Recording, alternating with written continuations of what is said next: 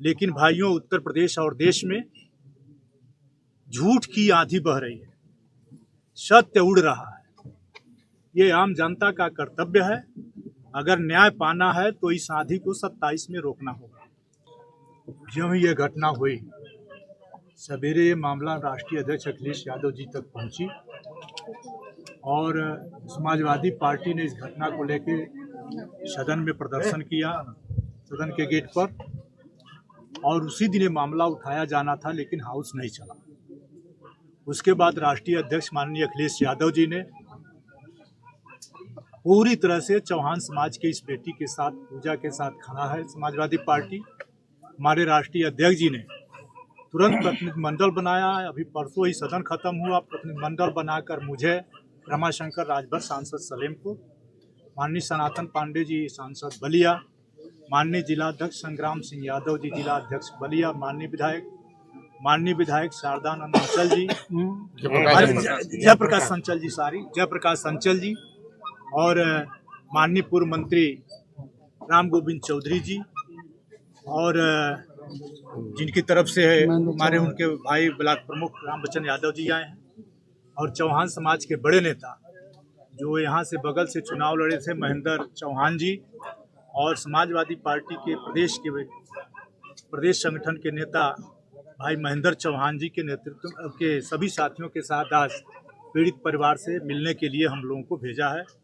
पीड़ित परिवार आज मिला है और पूरी पार्टी इस पीड़ित परिवार को न्याय दिलाने के लिए संघर्ष करेगी। लेकिन भाइयों, उत्तर प्रदेश और देश में झूठ की आंधी बह रही है, सत्य उड़ रहा है।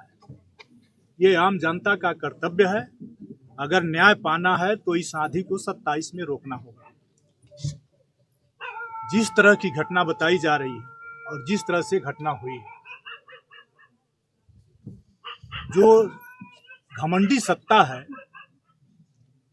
यह संवैधानिक संस्थाओं को अपने कब्जे में कर लिया है, और जो प्रदेश सरकार चाहे तो निर्दोष को भी फंसा दे, और प्रदेश सरकार चाहे तो पीड़ित पूरे प्रदेश का, चाहे किसी भी जात वर्ग के पीड़ित हो, किसी भी क्षेत्र में हो, हत्या में हो, बलात्कार में हो, भ्रष्टाचार में हो, तो हर क्षेत्रों में सत्ता अपनी छवि बचाने के लिए वह घटनाओं को तोड़ मरोड़ रही है,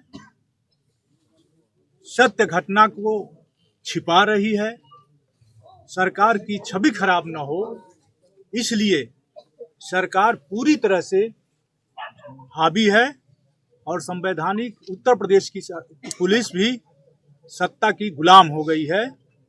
समाजवादी पार्टी को यह प्रतिनिधिमंडल अपना पत्रक देगा, और जैसे हमारे राष्ट्रीय अध्यक्ष जी के निर्देश आएंगे, क्योंकि कोर्ट कचहरी और कानून की जो मदद भी करनी होगी राष्ट्रीय अध्यक्ष जी करेंगे, हमारे जिला अध्यक्ष जी करेंगे, लेकिन जो काम पुलिस को करना है वह नेता नहीं कर सकता। जो काम कोर्ट को करना है वह नेता नहीं कर सकता।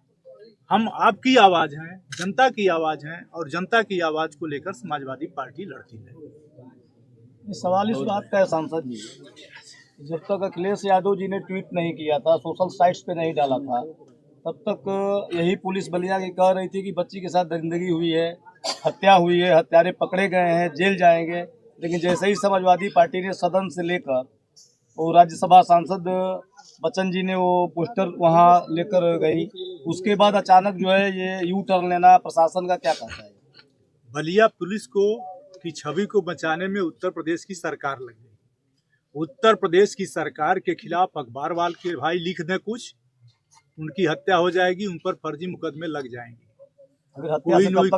कोई नेता, तभी तो मैंने कहा कि प्रदेश और देश में झूठ की आंधी चल रही है और सत्य उसमें उड़ रहा है, और 27 तक जनता को ही सत्य पाने के लिए पुलिस प्रशासन अपने ही विचारों से जब मुकर रही यू टर्न ले रहा है, तो कहीं न कहीं ये तो संशय की बात आई गई। सुनिए, थाना की इशू और थाना की दरोगा हमको दबाव दे रहे थे इस प्रकरण को दबाने के लिए, अपराधियों को बचाने के लिए तमाम इधर से उधर लपेट करके हमको भवाट रहे थे। कौन दबावना होगा? थाना की इशू और दरोगा। कौन है इशू है कौशल पाठक जी। और थाना के दरोगा हैं वो राम लखन सोनकर जी, इस क्षेत्र के क्या कह रहे थे? क्या बोल रहे थे? क्या बोल रहे थे? नगरा थाना। कैसा दबाव बनाया जा रहा था आपको? दबाव बनाया जा रहा है कि इस मामला को दबा दिया जाए, अपराधियों को बचा दिया जाए। आपसे क्या कह रहे थे? कह रहे थे कि एसओ साहब कह रहे थे कि लड़की ने आत्महत्या किया है। मैं कहा कि पेड़ पर कैसे हाथ बांध कर पेड़ पर कैसे चढ़ जाएगी, तो बोल रहे थे कि चढ़ जाएगी। अगर वो बोल रहे थे चढ़ जाएगी तो वो चढ़ के दिखाए हाथ बांध के अपना। चलिए वो जांच का विषय है, आप लोग घबराओ मत और पूरी कानूनी मदद आपको दी जाएगी। कानून के हाथ बहुत लंबे होते हैं, सत्य उजागर होते रहेगा। क्यों?